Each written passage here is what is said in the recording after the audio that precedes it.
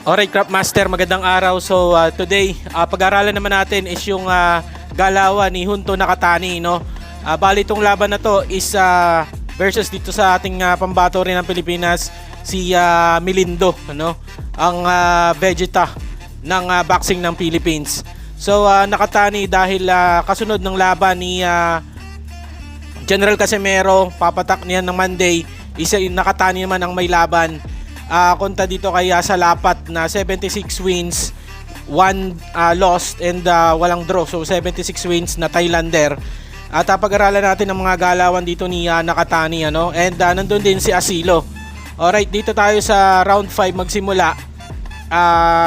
Makikita natin ang pormahan dito ni Nakatani is maluwag lang and siya ang agresibo. So si Melindo nga is mula first round hanggang sa huli is siya nga ang atrasado. So pinapakawalan ng kombinasyon at 1-2 combination si Melindo. Okay, and napaka-sharp ng uppercut nito. So napaka-dangerous ng uppercut kaliwa kanan. So simple lang naman ang combination ni Nakatani. Jabs straight. Yan, jab and hook sa katawan. Mahilig din siya magpatama. So yan, maluwag nga ang depensa nito ni Nakatani and this is a counter puncher, no? So napakalakas ng kaliwa nito. Kaliwat kanan naman malakas. And dito nga is agresibo siya at pinapaulan na ng suntok dito ngayon sa behind the ropes itong si ang ating pambato na si Melindo. So atrasado nga si Melindo at dito is bugbog sarado nga ang ating pambato ng Pilipinas. Okay, dito sa round 5 and nandito naman. So paisa-isa lang ang bawi ni Melindo dahil nga mabilis to si Nakatani and mabilis din siyang umalis, no? Pag suntok niya is nandun para siya umatras. So hindi siya mahilig sumalag ng suntok. Ang ginagawa lang niya is umilag dahil nga counter puncher. Ilag siya and sinasabayan niya na ng counter punch. So kaliwa, napaka-dangerous nito. So dito is sumusubok si Melindo, no? Gumigit na si Melindo. Nagpakawala ng left straight si Junto Nakatani at 1-2 combination. Nandito naman sa behind drop si Melindo. So hirap na hirap nga si Melindo basahin yung galaw dahil counter puncher, no? Napakadelikadong napakadelikadong makipag-exchange dito ng suntok dahil napakalakas niya. And kung makikita natin yung position niya is nakatagilid lang siya. So hindi siya flat-footed and maganda yung positioning ng kanyang mga paa. Alright, uppercut na naman, pinatama ni Nakatani. Alright, talagang atrasado si Melindo, no? Makipagsabayan pero sa sabayan talagang nadidihado pa rin si Milan Melindo, no? Okay, corner nandito na naman sa ropes itong si Melindo. Pero hanga ako kay Melindo dito dahil siya lang ang nakatagal talaga ng hindi tumutumba.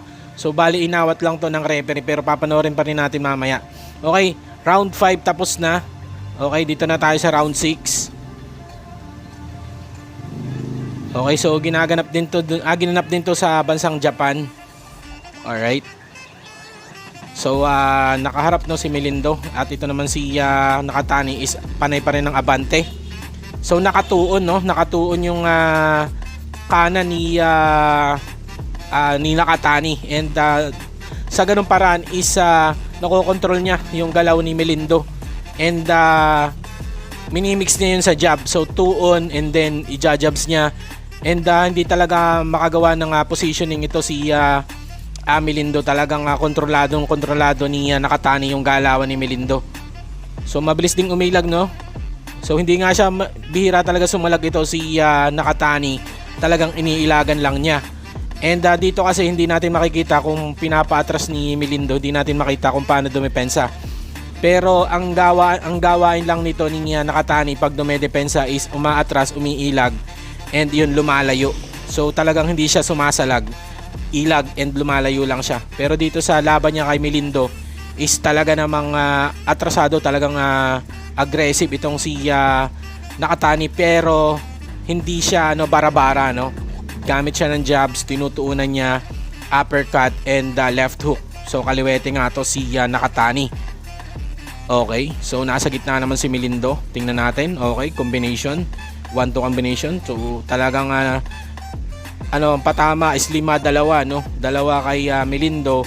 Nakakabawi naman si Nakatani ng 5. Okay, so lagi nandun yung kanan ni Nakatani, no? Kaliwete to si Nakatani, yung jabs niya is kanan.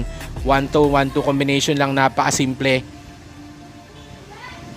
Okay, so ito is napaka dangerous kasi siya is natural na natural siya na counter puncher. So hindi siya talaga iilag. I mean, hindi talaga siya sasalag, talagang iilagan lang niya. So inawat na ng referee, no?